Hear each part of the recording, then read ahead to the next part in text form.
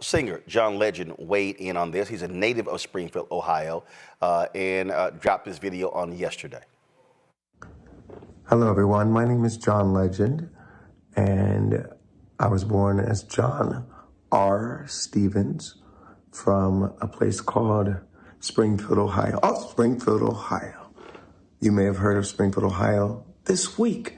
In fact, if you watched the debate, we were discussed by our presidential candidates, including a very special, interesting man named Donald J. Trump. Now, Springfield has had a large influx of Haitian immigrants who have come to our city. Now, our city had been shrinking for decades. We didn't have enough jobs. We didn't have enough opportunity. So people left and went somewhere else. So when I was there, we had upwards of 75,000 people. And in the last 5 years, we were down to like 60,000 people. But of late, during the Biden administration, there have been more jobs that opened up, more manufacturing jobs, more plants, factories that needed employees and were ready to hire people. So we had a lot of job opportunities, and we didn't have enough people in our town of 60,000 people to fill those jobs. And during the same time, there had been upheaval and turmoil in Haiti, and the federal government granted visas and immigration status to a certain number of Haitian immigrants so they could come to our country legally. And our demand in Springfield for additional labor met up with the supply of additional Haitian immigrants. And here we are. We had about 15,000 or so immigrants move to my town of 60,000. Now, you might say, wow, that's a lot of people for a town that only had 60,000 before. That's a 25% increase. That is correct. So you might imagine there are some challenges with, integrating a new population, new language, new culture, new dietary preferences, all kinds of reasons why there might be growing pains, making sure there are enough services to accommodate the new larger population that might need bilingual service providers, et cetera, et cetera. So there are plenty of reasons why this might be a challenge for my hometown. But the bottom line is these people came to Springfield because there were jobs for them and they were willing to work. And they wanted to live the American dream, just like your German ancestors, your Irish ancestors, your Italian ancestors, your Jewish ancestors, your Jamaican ancestors, your Polish ancestors, all these ancestors who have moved to this country, maybe not speaking the language that everyone else spoke, maybe not eating the same foods, maybe having to adjust, maybe having to integrate, but all coming because they saw opportunity for themselves and their families in the American dream, and they came here to do that. Some facts about immigrants. They usually do very well here. They are hardworking, they're ambitious, they commit less crime than native-born Americans, and they will assimilate and integrate in time, but it takes time. So I think all of us need to have the same kind of grace that we would want our ancestors to have when they moved here, with our Haitian brothers and sisters who move here too. And nobody's eating cats, nobody's eating dogs. We all just want to live and flourish and raise our families in a healthy and safe environment. How about we love one another? I grew up in the Christian tradition. We said to love our neighbor as we love ourselves. and treat strangers as though they might be Christ. So, how about we adopt that ethos when we talk about immigrants moving to our communities and don't spread hateful, xenophobic, racist lies about them. John R. Stevens from Springfield, signing off. All right, folks, my panel, Michael Imhotep. He's the host of the African History Network show. Joining us from Detroit, Killer Bethel, communications strategist. Out of D.C., Matt Manning, civil rights attorney out of Corpus Christi, Texas. Folks, go to my iPad. This is a story that was in Reuters that shows you the population of Springfield and how it had fallen sharply since the 1970 census. You see, in 1960, 1970, the population of Springfield, Ohio, exceeded 80,000. Dropped 1980, further in 1990, further in 2000, further in 2010, further in 2020. In 2020, it dropped below 60,000 people. Now, based upon this chart, the last time the population of Springfield, Ohio was below 60,000 people was in the 1930s. Let me say that again. The last time Springfield dropped below 60,000 was in the 1930s. Now, when you look at that chart again, so if you go from 80, 82,000 down to 70, 75, then lower, and then you get just above 60, then you get to 60, then you get below 60, the impact shows up in several different ways. First, it shows up in sales taxes. Fewer people who are buying things. Secondly, it shows up, you don't have available housing. It impacts everything. You have fewer people in your schools. We can go on and on and on. Now, you have this influx over the last several years, 15, 20,000 Haitians. Is that a significant population growth? It is. There are going to be growing pains with that because if your population has been dropping, for that period, you now have to recalibrate as a city to deal with that influx, and so you're going to actually have that. I dare say, Michael, the real issue among these white folks, what's scaring them is, 15, 20,000 Haitians, what happens if they become voters? They now become a voting bloc. They now can then have political power, which means economic power. And so what you have is you have these white folks trying to hold on to their old white town that's dying. As we keep saying, the average white death rate in America in about 15 states is higher than the average white birth rate. And so what they're saying is we would rather go down to 50, 40, 30, 20 than to have these black folks come into our city and save our asses.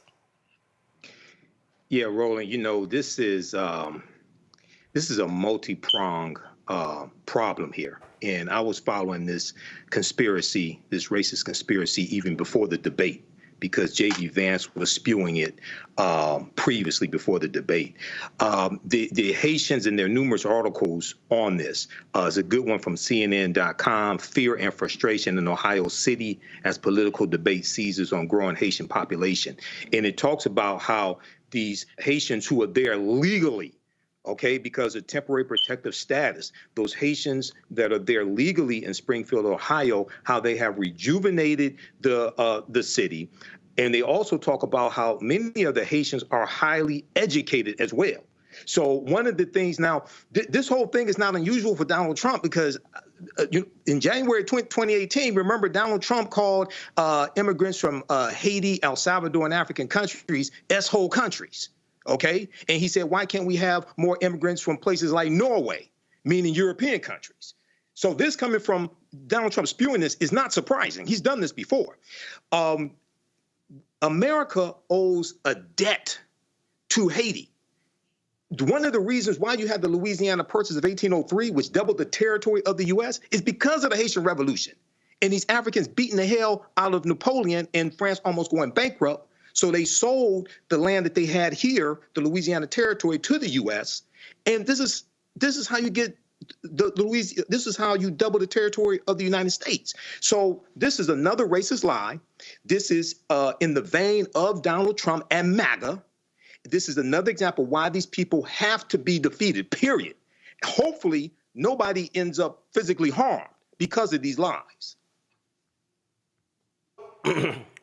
What we're seeing here, Kelly, again, are folks who don't want to confront the reality of dying, largely white, Midwestern America. And again, what these white folks are yelling and screaming, because no, we're not racist, we're losing our culture. I remember the Wall Street Journal had an article in the last election, and these white folks in Iowa, same way, because of Latino immigrants coming in. And we're losing our culture. When white folks start saying we're losing our culture, they're saying we're losing our white culture. That's what they're actually saying. And so they want to maintain these nearly all white enclaves. That's what it boils down to, pure and simple. And they despise the multiculturalism that exists in large cities because they have been living in 75, 80, 85, 90% white enclaves. And to your point about this white culture, what exactly is that culture? You know, you have to ask yourself that question. Is it the culture of exclusivity? Is it the culture of being siloed? Is it the culture of, being okay with othering other people? If that is considered a culture, then that needs to be eradicated anyway, because frankly, this country cannot survive on that culture. We cannot survive on exclusivity. We cannot survive off of not learning from our neighbor, off of not learning from other cultures, from other people, from other perspectives. So it is inevitable that this culture you speak of, if we're going to assign it to whiteness, that is going to be eradicated anyway. It has to be replaced with something more inclusive if we are to survive. So to your point, it is, again, ridiculous that these white people think that change is not going to happen and that by being racist, you are going to prevent said change and preserve a way of life that frankly isn't working for you in the first place. It is actually counterproductive to your survival, but you want to hold on to it because frankly, it is all you know. So Matt, they have not been able to keep up with the changes in population there due to the census. And so as of the 2020 census, Springfield had a population of 58,598 people, and they were seeing that growth go down. So that's what we're seeing. But what we're talking about here, again, these are white folks. By the way, Springfield, Ohio, of that 58,598, 70 and almost 73% white. Almost. So that's the real deal. They're looking at going, oh my goodness, you bring in 15, 20,000 Haitians, we go from a 73% white town to maybe down to 50. And that's what's scaring the hell out of them. I think that's a very astute analysis. I can't even lie. I didn't consider that angle until you mentioned it.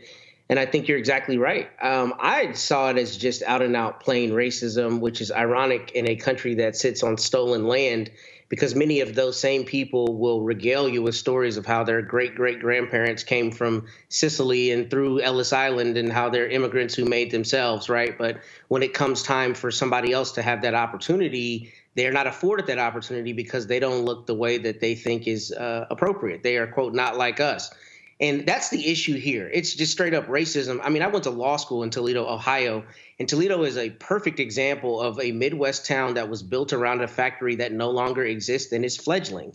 And cities like Springfield already have these issues. So to act as though there's not a benefit to a boon to the tax base and to the labor base with people coming in, it's just economically dishonest. And on top of that, I mean, we do have to concede that there are surely going to be, as you said earlier, growing pains as it relates to the school system and social services systems that are just not necessarily built in the short term to provide benefits and other things immediately with an influx of people. However, there's an overall aggregate benefit. So if you look at it from an economic standpoint, you would think this would be a beneficial thing. But none of that matters if your problem is the people who are coming in don't look like you don't give them the same level of humanity you might people from Nordic countries. And ultimately, you know, the mongrelization that we see of the Haitian immigrants and Black immigrants, the fact that they're not even put on the same level by people like former President Trump and talking about them coming from certain countries as opposed to people from countries he thinks are permissible. I mean, that's what it comes down to me. It's just straight up racism. And it's sad that it's not only xenophobia from an ideological standpoint, but that people are literally having to shut down schools because there are bomb threats and things coming in from unsubstantiated allegations. We shouldn't live in a country that's like that. But we know the reality is when white homogeneity is threatened and white comfort is threatened, then you get violence. And that's what you're seeing here. When you talk about blackness and what happens in Black culture, we're about covering these things that matter to us, speaking to our issues and concerns. This is a genuine people-powered movement. There's a lot of stuff that we're not getting. You get it, and you spread the word. We wish to plead our own cause. Too long have others spoken for us. We cannot tell our own story if we can't pay for it. This is about covering us. Invest in Black-owned media. Your dollars matter. We don't have to keep asking them to cover our stuff. So please support us in what we do, folks. We want to hit 2,000 people, $50 this month, raise $100,000. We're behind 100,000, so we want to hit that. Y'all money makes this possible. Checks and money orders go to P.O. Box 57196, Washington, D.C. 20037-0196. The Cash App is $RM Unfiltered. PayPal is R Martin Unfiltered. Venmo is RM Unfiltered. Zelle is Roland at RolandSMartin.com.